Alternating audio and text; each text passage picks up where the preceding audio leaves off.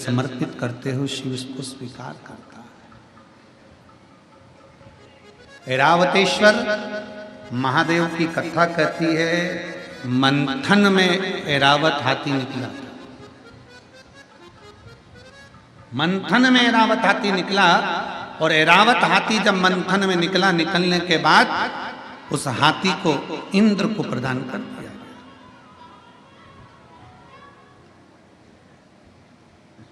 इंद्र ऐरावत हाथी को लिया।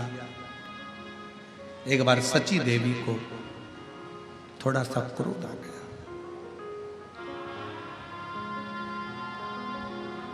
सची देवी को जब क्रोध आया, उन्होंने ऐरावत को बहुत अपशब्द कहा, बहुत अपशब्द। यहां तक ऐरावत हाथी पर सची देवी ने अपशब्दों के बाणों पर बाण चला दिए। इतना क्रोध ऐरावत हाथी को आ गया कि अब मैं करूं क्या।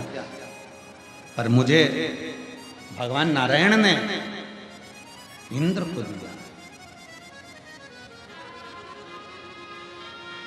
इंद्र को प्रदान किया। क्या करा जाए, क्या करूं मैं। शब्दों पर शब्द छोड़े गए, अपशब्द कहे गए। शिव महापुराण की कथा कहती है, ऐरावतेश्वर महादेव का चरित्र कहता है कि दुनिया जिसको गाली देती है, दुनिया जिसको अपशब्द कहती है, दुनिया जिसको ताना देती है, एक दिन दुनिया उसकी तारीफ भी करती है। ये रीत है शास्त्र, ये रीत है। कोई लेट बनता है, कोई जल्दी बनता है। शिव को जल चढ़ाने वाला एक दिन सेठ जरूर बनता है। हो सकता है थोड़ा समय लग जाए, हो सकता है।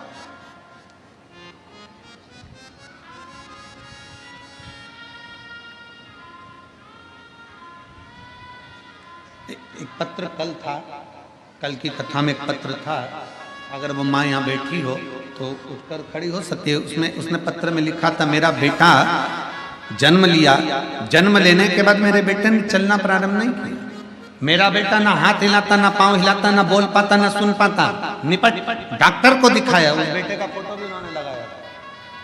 अगर वो बेटी हो तो अपने बच्चे को अगर लेकर बैठी हो, तो मेरा बेटा जब चल नहीं पाता था, बोल नहीं पाता था, उसका उसने फोटो भी लगाया था बच्चे का। ना बोल पाता, ना चल पाता।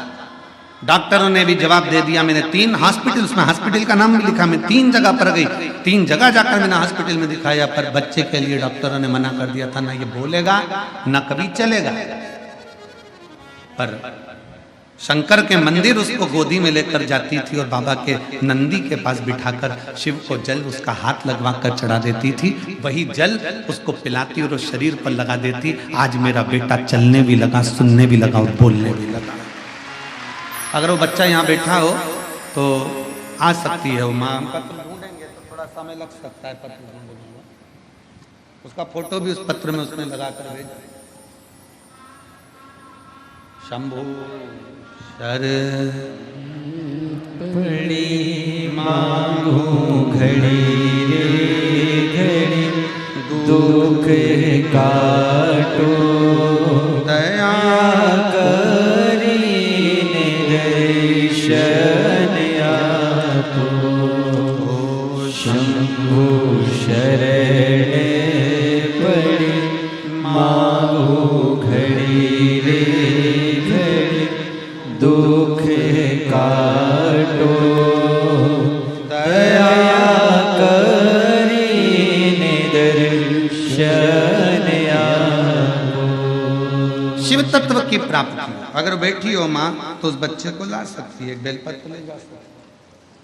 उसने पीले कलर की शर्ट पहन रखी थी फोटो में, तुम आज होना कर राम जी। पीले कलर की शर्ट पहन रखी थी। बाबा जी बोल रहे हम भी पीला ही पहने हैं। संत हो, संत बाबा होगा तो भाव ही रहता है। पूरी कथा को मस्ती में सुनते हैं, आनंद के साथ। हर हर शिव शिव तत्व की प्राप्ति। ऐरावतेश्वर महादेव की कथा कह रही है कि कभी हिम्मत मत कभी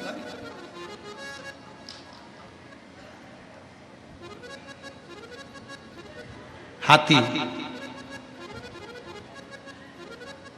जब इंद्र को मिल गया और इंद्र ने सम्मान नहीं करा ऐरावत हाथी का, आखिरी में देवताओं को लगने लगा ये तो अब शब्द ऐरावत हाथी को जहां माता लक्ष्मी अपना भाई कह रही है, ऐरावत हाथी को जहां भगवान नारायण सम्मान दे रहे हैं,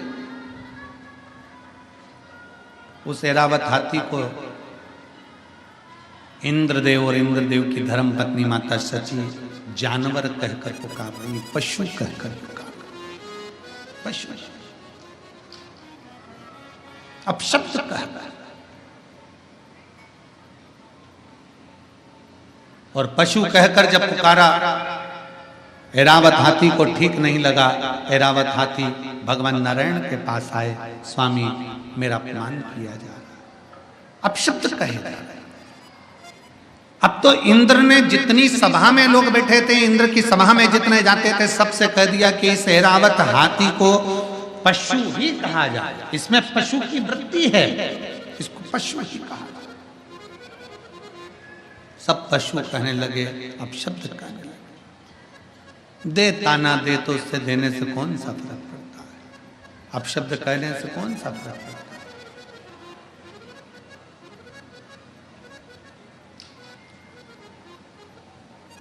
परम पूज्य राम कथा के रसिक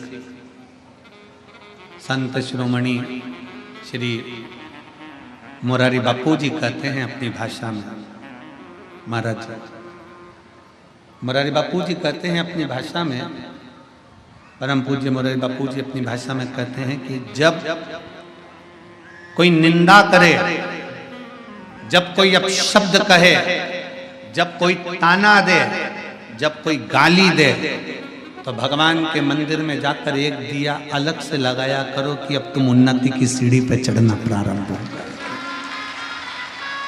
अब तुम उन्नति की सीढ़ी पर चढ़ना प्रारंभ हो गए हो, मतलब तुम्हारी निंदा प्रारंभ हो गई। निंदा उसी की होती है जो आगे बढ़ता है, जो पड़ा हुआ है, जो किसी काम का नहीं, उसकी क्या निंदा होगी।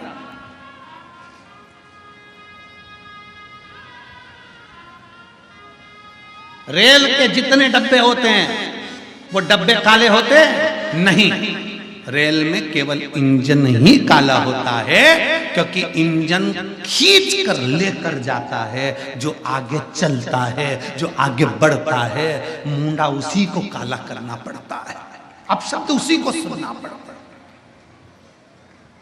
जो आगे बढ़ रहा है।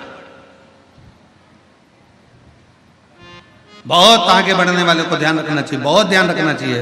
हम कहेंगे केसरी जी, चतुर्वेदी जी और तुम्हारी पूरी टीम ध्यान रखे इस चीज के लिए कि आप अगर आगे बढ़कर कथा का रसतत्व ग्रहण कर रहे हो, आगे बढ़कर ये कथा का आयोजन करा रहे हो, आगे बढ़कर समिति बनाकर ये पूर्ण कार्यक्रम कर रहे हो, तो ये तैयारी रखना कानों में सरसों का तेल डालकर कि लोग अब शब्द भी कहेंगे और सुनना भी पड़ेगा और आगे बढ़ना भी पड़ेगा, ये ध्यान रहे। राम कथा करवाना सरल है, श्रीमद् भागवत कथा करवाना सरल है। क्यों? क्योंकि राम कथा के यजमान स्वयं काशी नरेश थे, श्रीमद् भागवत के यजमान स्वयं राजा परीक्षित थे। विष्णु पुराण, मत्स्य पुराण, नर्मदा पुराण, जितनी पुराण हैं, सारी पुराण के यजमानों के नाम है, पर शिव महापुराण का यजमान कोई नहीं बन पाया। शिव महापुराण का यजमान तो केवल शंकर को ही बनना पड़ा। शंकर भगवान शिव महापुराण के यजमान बने, ईश्वर जी और गोरा जी बनकर। माता पार्वती जी 16 दिन तैयार हुई हैं शिव महापुराण के यजमान बनने के लिए, इसलिए आज भी नारियों में 16 श्रृंगार होते हैं। भगवान शंकर 16 दिन तैयार हुए हैं शिव महापुराण के यजमान बनने के लिए, इसलिए सनातन धर्म में 16 संस्कार होते हैं। भगवान 16 दिन तक तैयार हुए, तब ईश्वर जी गोरा जी बने, तब गणा और गौर बने।